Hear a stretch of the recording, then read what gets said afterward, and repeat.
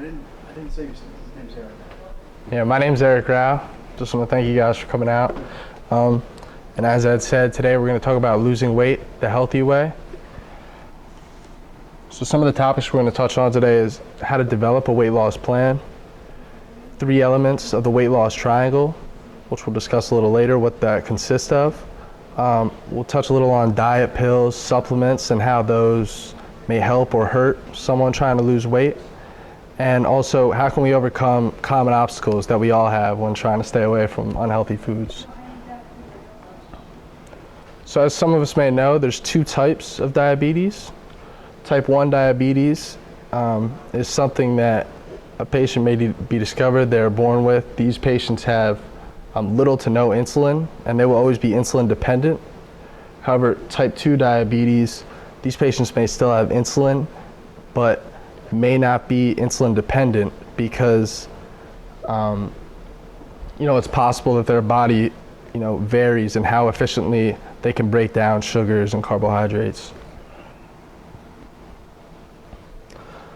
The blood sugar goals when discussing diabetes before breakfast or before breakfast or any meal, a fasting glucose between 70 to 130, or 2 hours after meals. This is also called postprandial, you may hear sometimes. This would be anything less than 180. So we do see a spike, obviously, after we eat a meal. So the 3-legged stool approach. This would consist of a healthy diet, including exercise, and also just your mentality about losing weight overall and living a healthier lifestyle. Some of the basics of weight loss, if you really want to get as basic as possible discussing it, really comes down to a calorie deficit or burning more calories in the day than we're intaking with our meals. So what we want to do when losing weight is try and make a commitment to making permanent changes. The word diet nowadays is somewhat of an overused term. It's not really a diet. That seems like something temporary, maybe a 3-month fix, but it's really about making lifestyle changes to help yourself lose weight and maintain a healthy weight. And you can always talk to your doctor or pharmacist, whoever you can see, to discuss dieting or overall health. Losing weight quickly. Some diets you'll hear about fads, this and that, trying to lose a lot of weight in a short period of time. And sometimes this may cause people to develop it's unenjoyable habits, really not eating a considerable amount less than they've been before and really losing weight fast, but these habits are not necessarily maintainable. So ideally, it would be recommended that someone loses maybe 1 to 2 pounds per week. So that would mean in 1 pound, there's about 3,500 calories. So in a week, if we had burned 500 more calories than you intake per day, at the end of the week, that would be about 1 pound that you could lose. Some diets that we'll touch on quickly do include short periods of intense weight loss in the beginning, maybe if there's serious health concerns, but we'll touch more on that later. Making a weight loss plan. It's very important when making a plan that one has motivational factors. Maybe you have vacation coming up. Maybe your health is really taking a turn for the worse. You're starting to feel some effects. And it's kind of having these motivational factors in mind can really help you when it comes to making your eating decisions on a day-to-day basis. And always, it is nice to have support from friends and family. If they know you're working hard, trying to lose weight, they can not try to influence you to maybe make poor eating choices. Now, when we make realistic goals for weight loss, it's important that we have these goals be specific, something we can measure, such as maybe counting your calories, counting how much exercise you're getting within the week. Make sure they're attainable, realistic goals. None of us here can lose 50 pounds in a couple months. Maybe start off, we're gonna lose 5 pounds, in the first month and a half, something like that. Make sure they're relevant and time limited. If you set yourself a certain amount of time with an attainable goal, it's something that motivates you each day, and it's something to think back on before maybe we grab an extra scoop of ice cream or we get an extra slice of pizza. Another important part of a weight loss plan is learning about healthy foods that you can prepare, and also staying active. You know, it can start off slow, maybe taking a walk each day around the block, and you can increase that as you get more used to including exercise in your daily lives.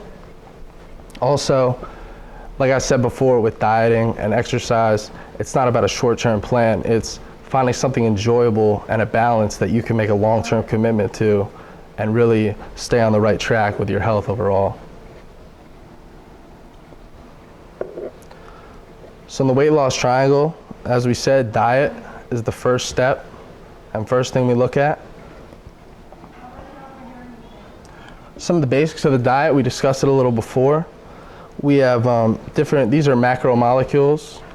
Some of the main things, carbohydrates. It's important to consider maybe healthier options, maybe whole wheat bread, whole grain bread, a whole wheat pasta, you know, low fat dairy, maybe change to skim milk. Things like that can be simple in limiting your calorie intake. Proteins, chicken, turkey, fish, these are all low carbohydrate options. And protein is really important with development, muscle building.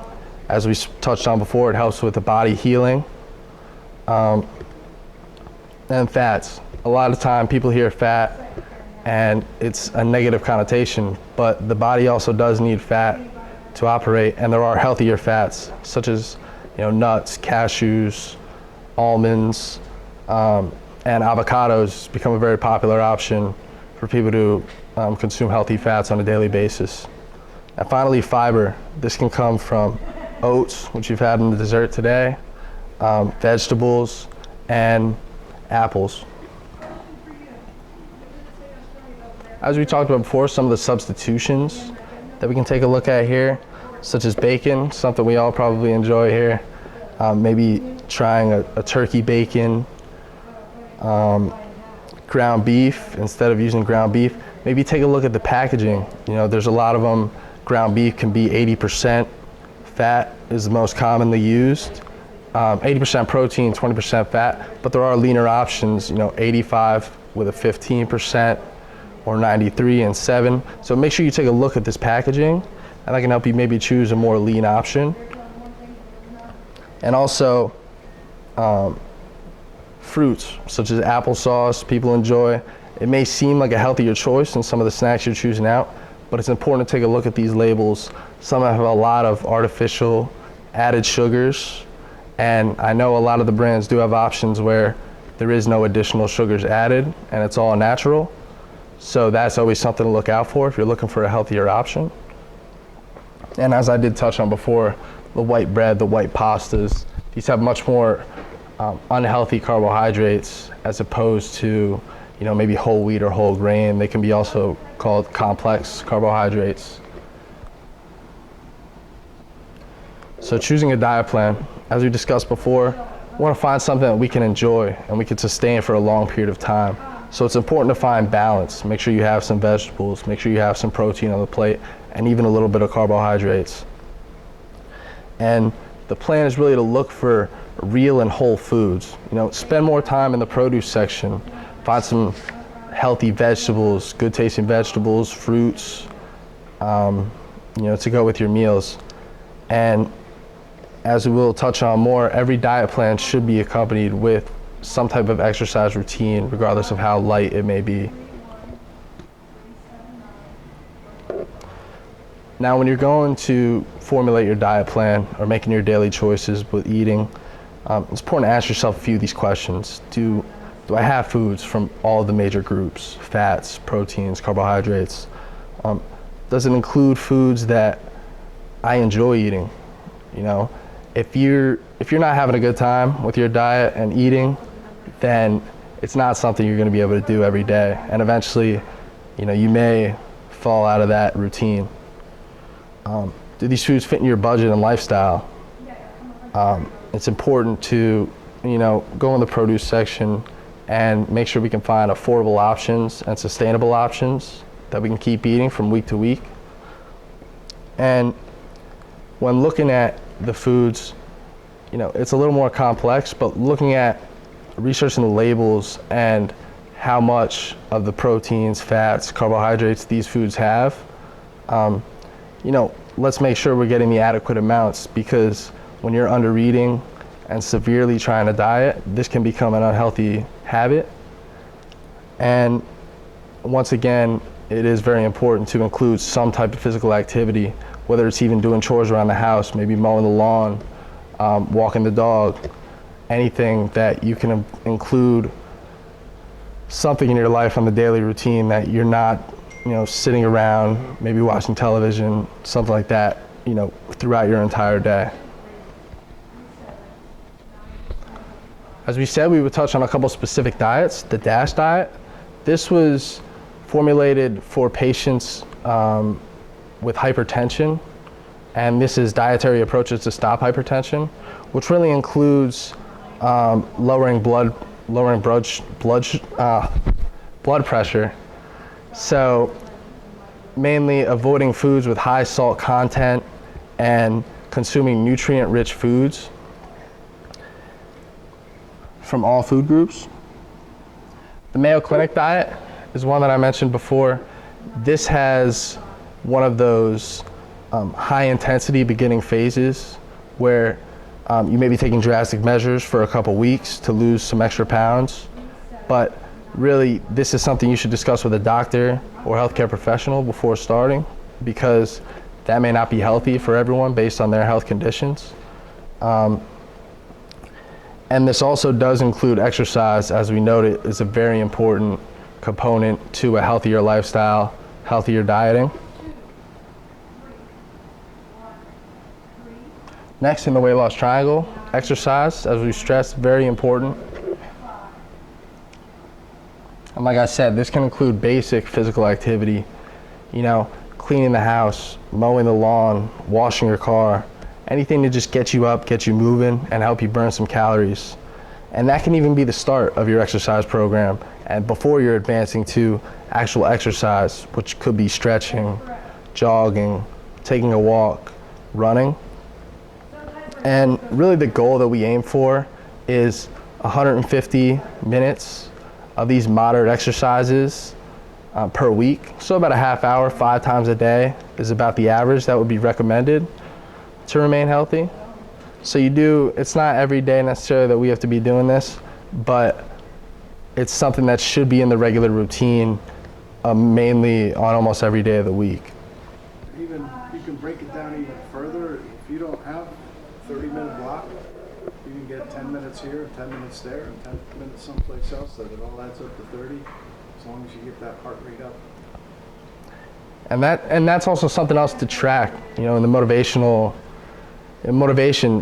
maybe log how many minutes of activity we're doing, and by the end of the week hit that 150 mark. So if you're getting to Friday, Saturday, and you're seeing you haven't really done enough exercise, that may motivate you to get that time in. Why exercise? Well, exercise has been proven to reduce a lot of health problems, reduce the risk of further health issues. It can help lower cholesterol levels, improve heart health, but it is important when discussing moderate to intense exercise that we do consult with a doctor if you do have any long-term health issues, especially with the heart, just so that we know we're doing healthy activities that our body can handle. And it is important with exercise to remain healthy when you age. I always notice older folks that I do meet who seem to stay active, maybe have a hobby, golfing, they take walks, they try to get around as much as they can by themselves. They seem to remain healthier later in life and remain more independent. And of course, exercise, it does seem difficult at first, but when you do get into a routine, this does become almost an outlet, an enjoyable time period where you can kind of let go, release all your stresses, and maybe get into a little routine, 30 minutes a day, where you're focused on just exercising, improving your health. Maybe your life stresses are on the back burner, and it becomes an enjoyable moment that you can look forward to in the day. Now we're getting started with exercise. Like I said, there's no need to go out there and start trying to run a mile. Start slow. It can just be a few minute walk, maybe with your wife or children or a dog from day to day, and then increase that exercise as the days and weeks go on, and you get more used to adding this exercise into your routine. Also, for people who may have arthritis, it is nice out right now. Well, not today, but it is summertime, so we can enjoy maybe swimming is better, easier on the joints.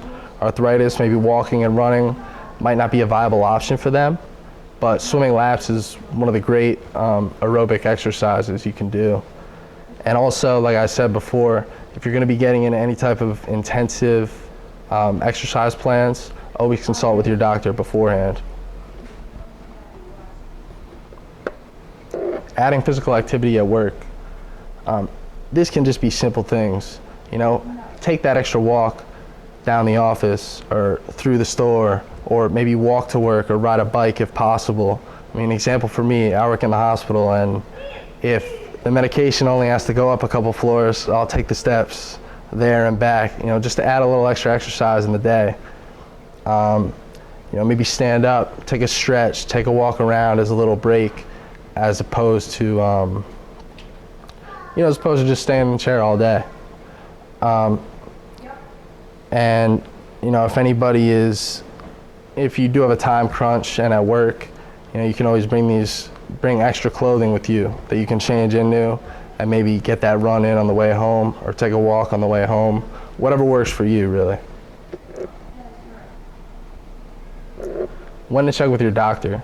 If there's any of these concerns on the screen, heart disease, asthma, arthritis, kidney disease, or symptoms of heart failure, these type of conditions, you may not be able to jump right into a moderate or intense exercise plan.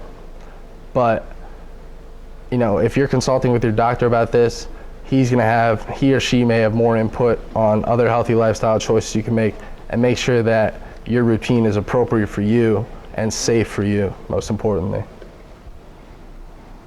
And also, you can always ask that at the pharmacy. And lastly, in the weight loss triangle is mentality, because really it's a mental struggle to change your diet every day, put in the work to keep note of what you're eating, and really exercise to points that you maybe haven't been before. When creating a new lifestyle change, address the areas of stress in your life and maintain a list of those factors we discussed before, whether you have a vacation coming up, whether it's just for overall better health or for whatever reason, and keep these challenges in mind, because really on the day-to-day it's easy to say, oh, well, I've been doing well, let's get a pizza. And really, when you think about these motivating factors of why you've made the lifestyle changes, it really helps you avoid those situations and makes those decisions much easier. As we did touch on before, smart short-term goals, something attainable, nothing that is going to cause you to try and maintain some type of unenjoyable routine is very important. And recording your progress in a journal, like I said, that could be as simple as logging your minutes of exercise, logging your activities, and can get as complicated as logging your foods, whether it's just be calories or even keeping track of fats and carbohydrates throughout the day.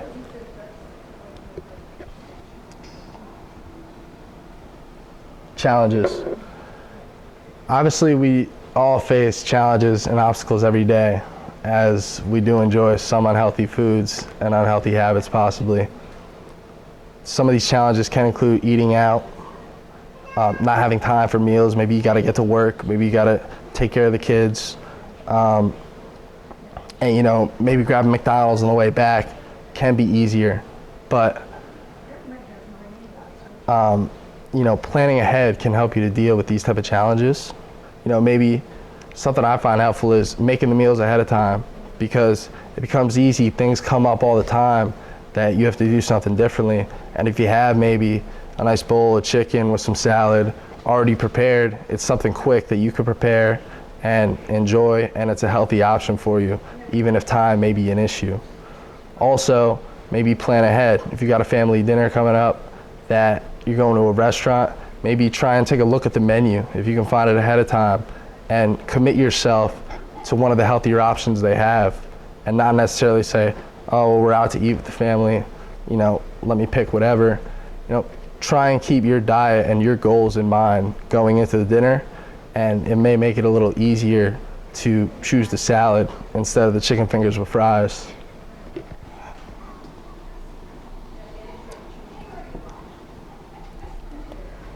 Keys to successful weight loss. As we said, everything kind of comes together, and it's a three-pronged approach.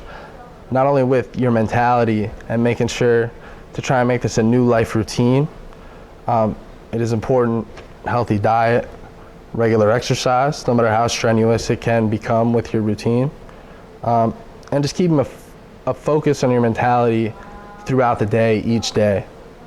If you are enjoying your diet, enjoying your exercise plan, it makes it much easier to keep these goals in mind on a day-to-day basis and make overall health changes. Diet pills and supplements. These have no proof in helping anybody lose weight and can honestly be unhealthy. For example, a lot of diet pills that you might see advertised have high levels of caffeine and ingredients that are really unknown and not studied. And some of the ingredients in these can be very unsafe, especially those high caffeine contents can be, if you have heart issues, anything like that, these can really be detrimental to your health, to your kidneys possibly, and any doctor or healthcare professional would not recommend using these. And that really goes back to just diet and exercise is the only thing that has been proven to help lose weight, help improve health, help improve your heart. And, talk to your pharmacist. Maybe one of these diet pills or supplements does catch your eye and you think, well, maybe my diet isn't doing enough right now. Show these supplements to the pharmacist and get a better idea of what you're taking before you're putting these into your body, because they really aren't studied by the FDA or any official body to keep track of what's actually in these supplements and what they can do to your body or interact with your medications. Now, putting everything together, like we said, find a diet plan, something that makes sense for you, affordable foods, maybe things that you can easily prepare ahead of time, and have your meals scheduled out for the next few days. Also, be sure to keep it balanced. Some people may say, don't eat any carbohydrates, only eat meats. It's really important, keep a balance of everything. We need fats, we need proteins, we need carbohydrates, and no diet that is heavy in one and has none of the other is going to be something sustainable or healthy for anyone. As we touched on before, finding exercise, 30 minutes a day is just kind of a baseline number that gets thrown out there, but we all have different schedules. So if you can find a way, get 15 minutes in the morning, 15 minutes in the evening, work your way up to some type of routine and really customize it for yourself, something that you enjoy with your day and something that you can look forward to possibly. And lastly, if you're looking to make permanent changes or trying any different type of supplements, diets you hear about, it's always important to keep your doctor and pharmacist knowledgeable on what you're doing, because these type of changes can affect your health, can interact with medications, and if these professionals aren't aware, then they're not going to be able to best serve you and help you maintain this healthy lifestyle.